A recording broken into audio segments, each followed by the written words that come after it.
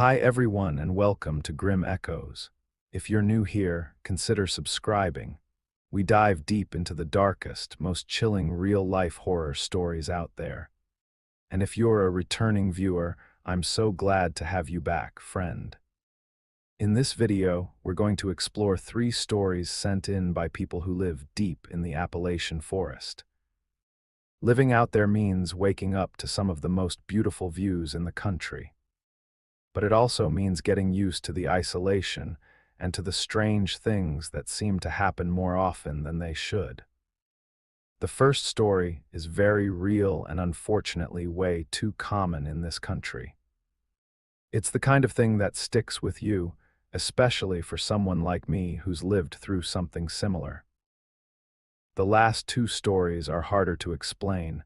They don't have clean endings or easy answers, but I keep hearing more and more accounts like these.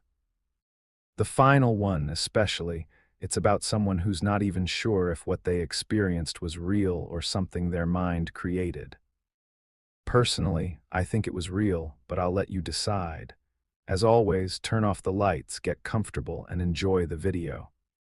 And remember, viewer discretion is advised. Story 1, The Watcher in the Storm these days. The man who tells this story lives in New York City, but he grew up and spent his entire childhood in West Virginia. Up until the night this story takes place, he loved living there. But after what happened, he could never think of that place as home again. It has been 23 years now, and he can finally look back on that night with a bit of emotional distance. The hardest moments are when he goes to visit his parents and steps back into that house, that room, and that night. He had just turned 13 the week before, and in all his pre-teen arrogance, he was starting to act out a little, fully convinced he was already old enough to make his own decisions. The house was in a neighborhood with a few other houses nearby, but right in the backyard was the edge of one of the largest forests in the region. His parents were always really strict about never leaving him home alone. They lived in a place that was relatively quiet, sure, but it wasn't unusual to hear about small break-ins now and then. And the year before in the neighboring town, a kid had completely vanished.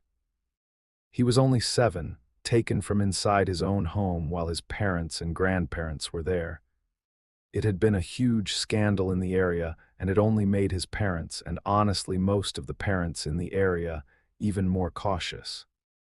That particular night, he'd had a fight with them in the afternoon. He can't even remember what started it, but he remembers exactly how it ended, shouting and his firm decision that he was not going to his mom's work party. He was dead set on it. He remembers yelling to the point where his mom, who rarely lost her temper, got really mad. It might have been one of the worst arguments they ever had. They were genuinely hurt, and he remembers them walking out and slamming the door behind them without saying a word. They'd planned to be back right after dinner. He, on the other hand, was proud of himself. He finally had the whole house to himself and could do whatever he wanted, at least until they got back. He knew he was being totally stubborn, one of those arrogant kids who thinks they know everything. But to be fair, that phase came and went pretty quickly. Most kids go through it at some point, some more than others, but it's pretty much a universal experience. Since he didn't have a TV in his room, he stayed in the living room. It must have been around 8:30 p.m. when the storm started. Heavy rain, pounding wind. He could hear the trees whipping around out back, and he had to turn the TV up just to hear anything. At about 9:10, the landline rang. It was his parents calling to say there had been a landslide on the main road into town and traffic was completely blocked. That's when he realized how serious the storm actually was. His mom was speaking louder than usual, maybe because of the rain hammering down on the car. He told them not to worry, that everything was fine. He was still trying to play the part of the angry kid, but his mom's voice, sad and anxious, just erased any leftover anger he had. So he told her he was okay and asked her not to worry. She gave him a list of things to do: double-check that all the windows and doors were shut tight and unplug a few appliances just in case the storm caused a power surge. Supposedly, his dad had already locked everything before they left, but they wanted him to check anyway. You could hear the storm from downstairs, but once he started going up the stairs, he realized the second floor was way colder, and the sound of the rain and wind was way louder. At first, he thought it was just the master bedroom, which faced the woods and always sounded louder when it rained. But when he got to the top of the stairs, he noticed the bathroom window was wide open. He didn't think much of it and assumed the wind had blown it open. He went over, shut it, and headed back downstairs to wait for his parents. But time kept passing and nothing happened. Then around 9:45, the phone rang again. His parents wanted to check in, saying the police were trying to clear the road. With a little luck, they'd be home in an hour. He was about to hang up when he heard the upstairs floor creak.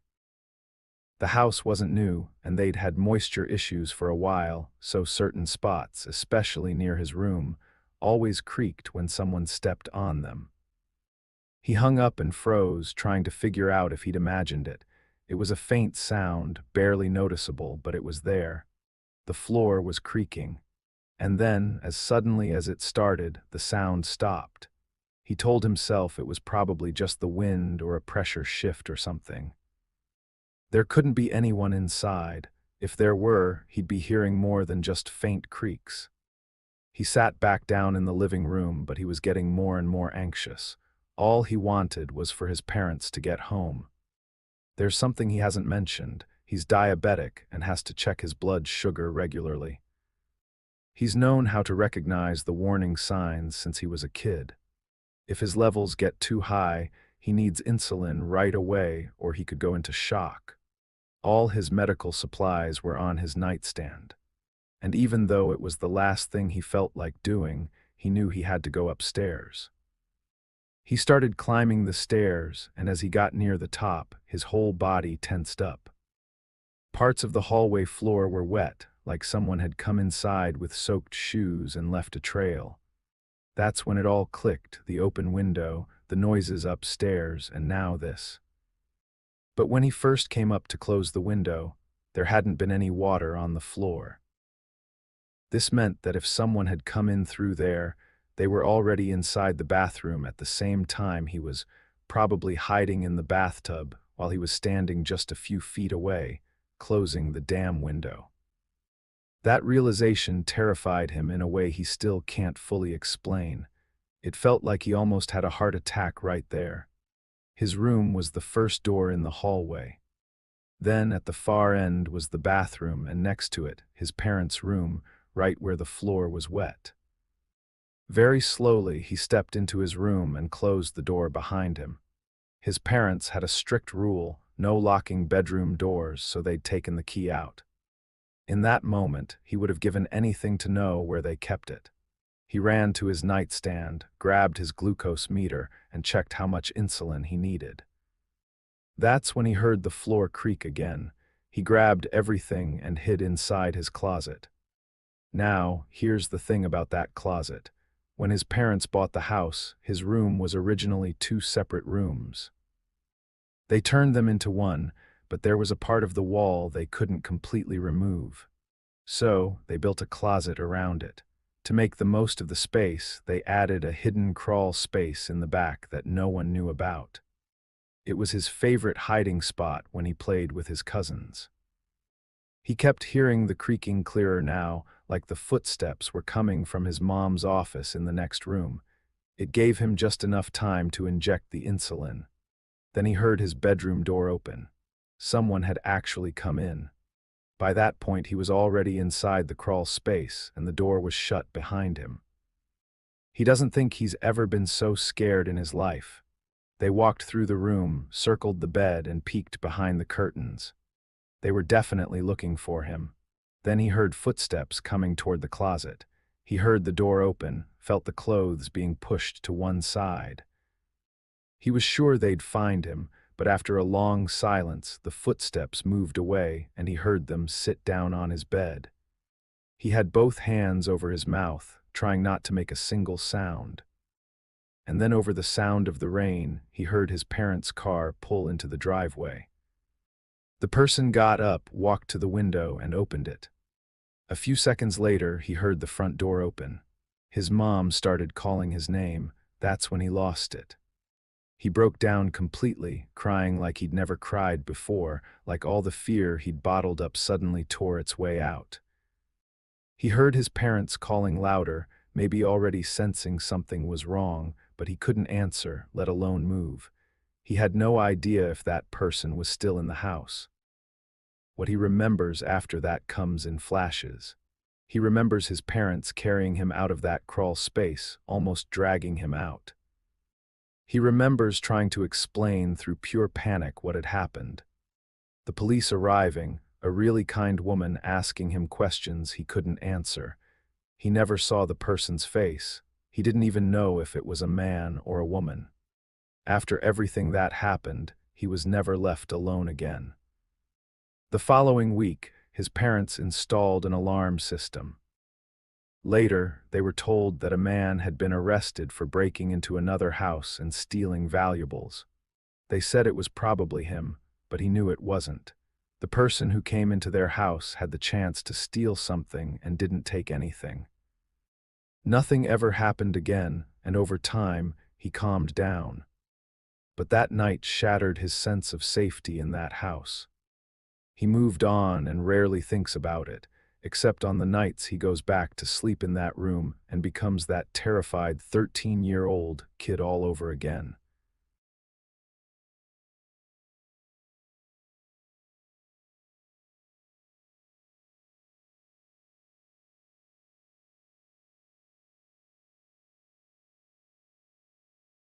Story 2, The Unwanted Tenant. What is about to be told is something that is still happening as this account is being written. And it's something that truly unsettles the storyteller. Not just because it's happening in his own home, the one place that's supposed to be safe, but also because he genuinely can't explain it. No matter how hard he tries to reason it out, no matter how much he relies on logic, every attempt ends in a dead end. That's why he is turning to others. Not because he expects answers, but maybe just to feel like he's not completely alone in this frustrating attempt to make sense of the absurd. The truth is, it all started about 5 years ago when he decided to buy an old mansion deep in the Appalachian Mountains. It seemed perfect for what he was looking for, steeped in history, full of old architecture. And although there were several details that weren't disclosed up front, including its exact location, which he legally can't reveal due to a confidentiality agreement he now, in hindsight, realizes he should never have signed. He still believes that anyone from the area or anyone who's seen some of the YouTube videos going around probably knows exactly which house is in question, or at least the general area. The mansion isn't isolated. There are others like it in this region. Just for some context, so no one thinks he's completely insane for buying an old mansion out here, there was a very specific reason he wanted it. He's a historian and has always been deeply fascinated by old houses. Not just their architecture or the way they withstand time, but because they tell stories.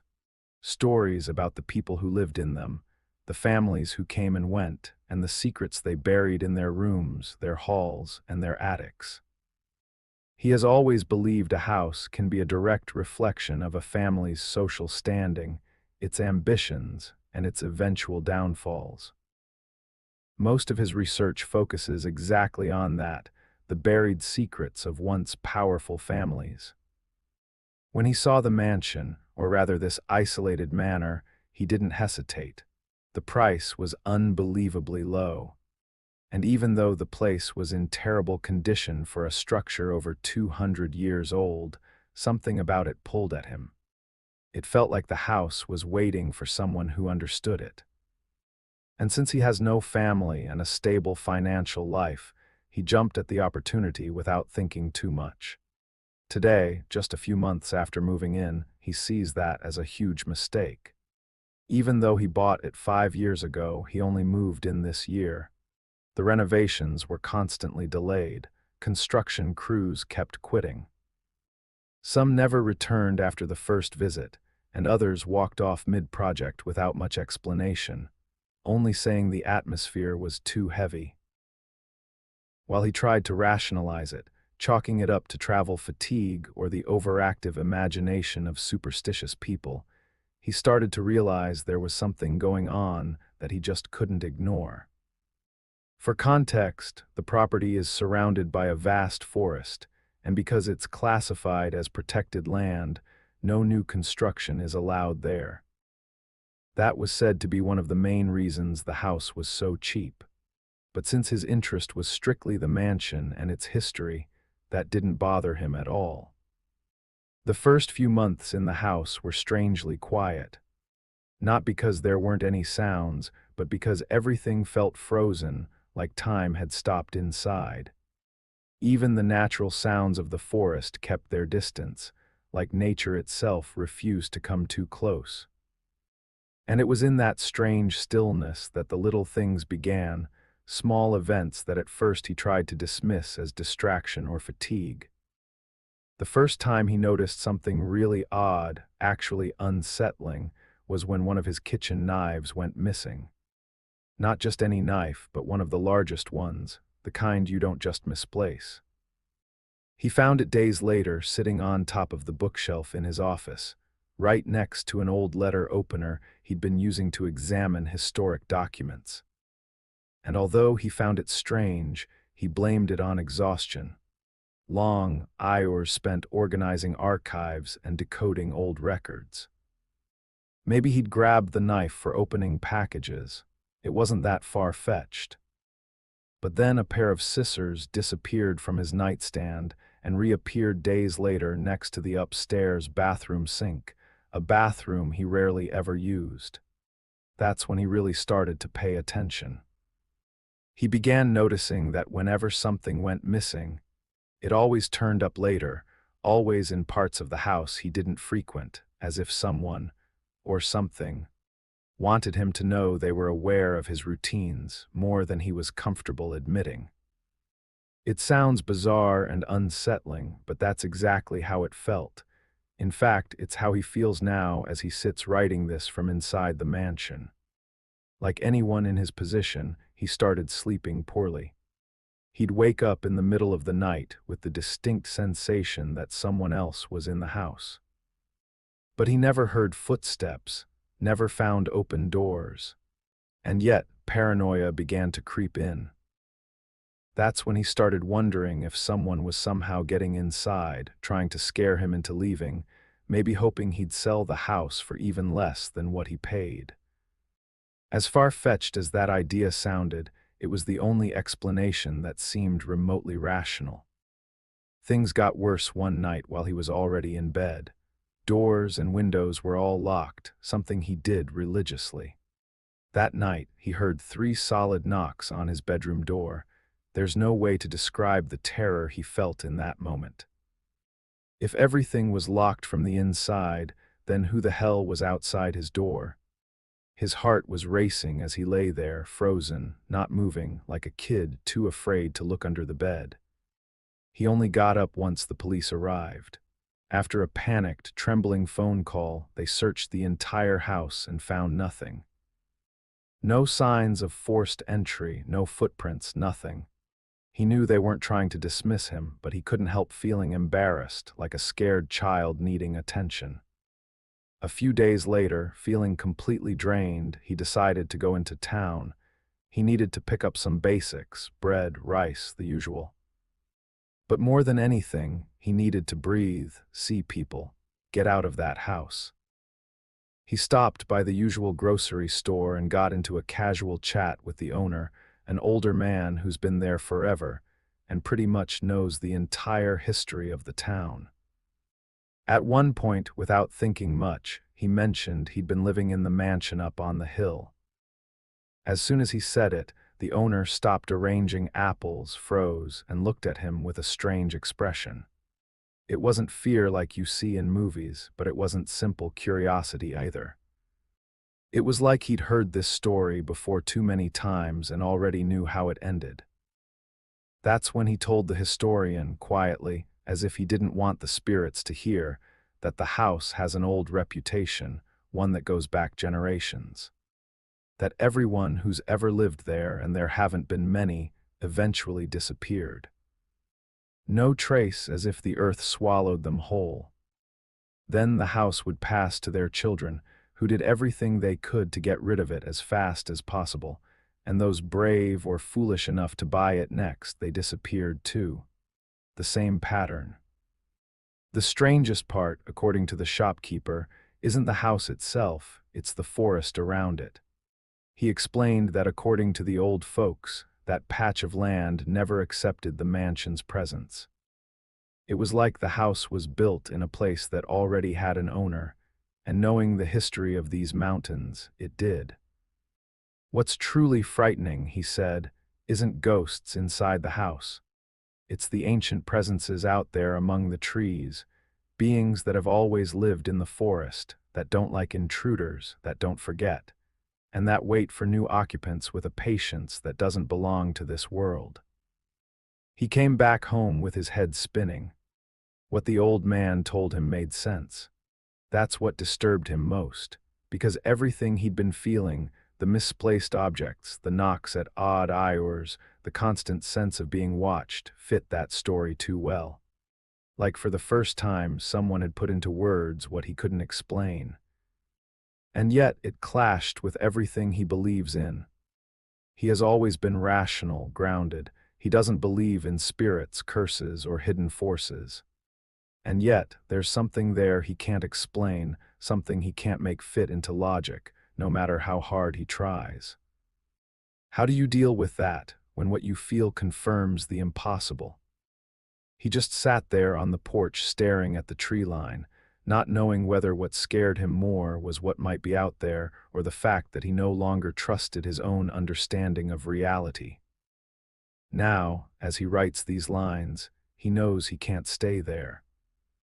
He needs to leave, but he also can't bring himself to sell this house to someone else without telling them what's going on. Because no matter how cheap it is, no price is worth the kind of dread that comes with living in a place where you don't know if you're alone, where every creak could be more than just settling wood. And that's why he's stuck, paralyzed, because this house doesn't want to be abandoned, but it refuses to be lived in. And he's there, trapped in the middle of that contradiction, afraid something might happen to him.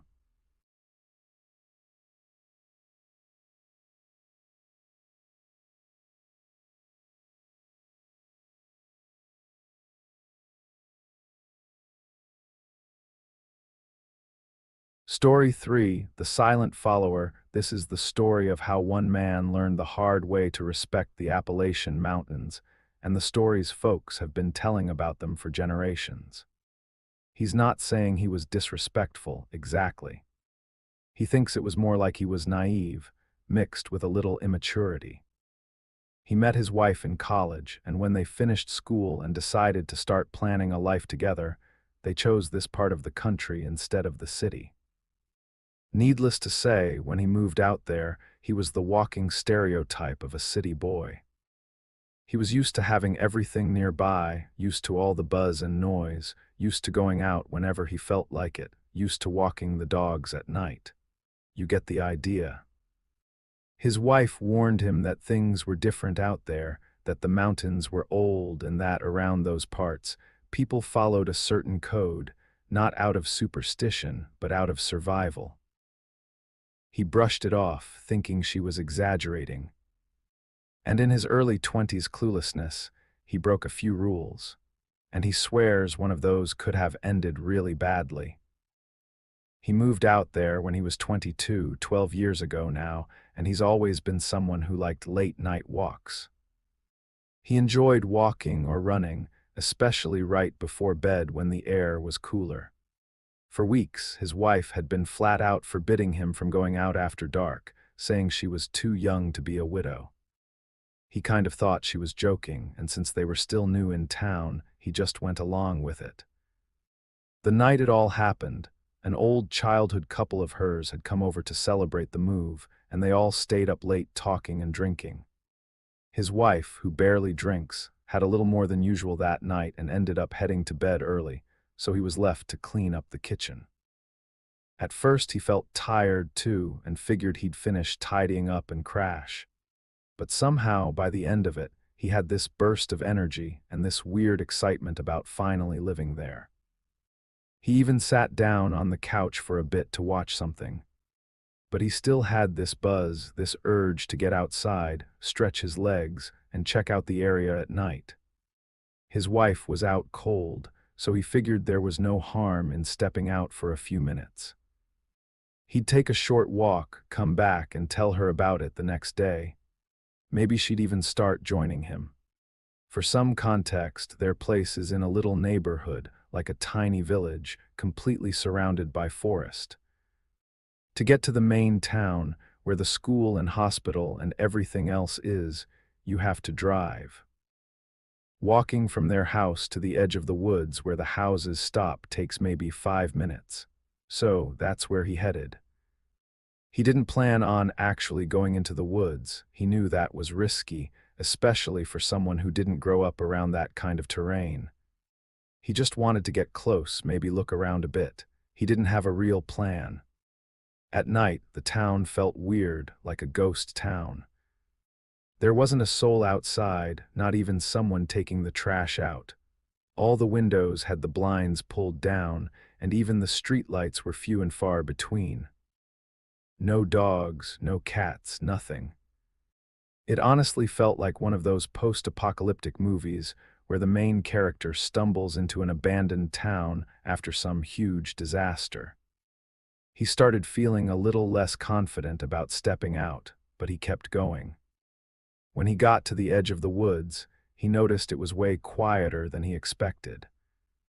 The usual sounds of nighttime animals were either missing or super faint, at least compared to what he thought was normal. He told himself he'd just go in a few feet, maybe past a couple of trees, then head back. That's when something happened. He doesn't know how, he swears he's got no logical explanation. He had literally just stepped in, maybe 4 or 5 trees in, when he felt the air get colder. At first, he didn't think much of it. He figured it could be chillier in the woods at night, but less than a minute later, what had been a cool breeze turned into this icy, freezing air, like the temperature dropped 15 degrees all of a sudden. Was it possible for a microclimate like that to exist? He had no clue, but it seemed like the only thing that made any sense. It was summer, so he was out in just a t-shirt. He figured he'd seen enough and it was time to head back. That's when he realized he didn't know where he was. He was completely turned around. He could have sworn he'd only walked for a minute or two. He could have sworn that if he turned around, he'd see the road. But there was nothing but forest, just trees everywhere. Then a fog started to rise, and that's when he really knew something was wrong. He started walking fast, almost jogging. He was convinced he'd walked pretty much in a straight line, so he couldn't figure out why he hadn't hit the road yet. The fog was getting thicker around him, making it harder to even see the trees nearby.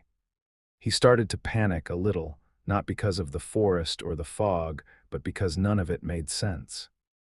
There was no logical reason for him to still be out there.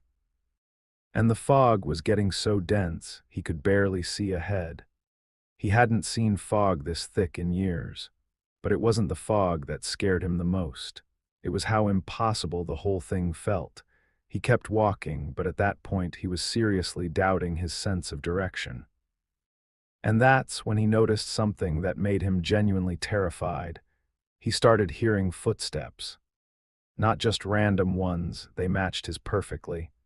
At first, he didn't even think they were footsteps, probably because they were too in sync with his own. He stopped, trying to listen, and looked around, but he couldn't see anything. And he didn't hear anything else either, just silence. He started walking again, and the sound came back. He stopped again, and this time he said, "Hello." But the woods were dead quiet, not a single sound. Then, while he was scanning through the fog out of the corner of his right eye, he thought he saw a shadow. He turned and looked straight at it, and whatever it wasn't moving, but it looked like the shape of a person. He didn't stick around to figure it out. He just took off running. He didn't care what direction anymore. He just wanted to get out of there as fast as he could. The air felt heavy, and he started struggling to breathe normally, which was weird for him. He'd always been active, in good shape, and like he said earlier, he was used to running, but the more he ran, the harder it got. Finally, he saw a light in the distance. He ran toward it until he hit the road and saw the houses. The relief was instant, but he still didn't stop. He kept running until he was inside their house with the door shut behind him. He doesn't know how long he stood there, back against the door, trying to catch his breath and calm his heart down, but it was a while. He stayed up the rest of the night trying to make sense of what happened. The same questions kept bouncing around in his head. Was someone really out there with him? Or had he drunk more than he realized and freaked out over something totally normal? No matter how much he thought about it, he couldn't come up with a good answer. And by morning, all he felt was a deep sense of embarrassment. He never told anyone what happened, not even his wife. He just felt too stupid. And in the 12 years since, he's never stepped foot into those woods at night again. He loves living there now. And honestly, he feels more like a local than a city guy at this point. But sometimes at night, even when he's inside, he gets this weird feeling, like that cold air from that night is brushing against him again. It's probably all in his head. At least, that's what he keeps telling himself, so he doesn't have to think about that night anymore.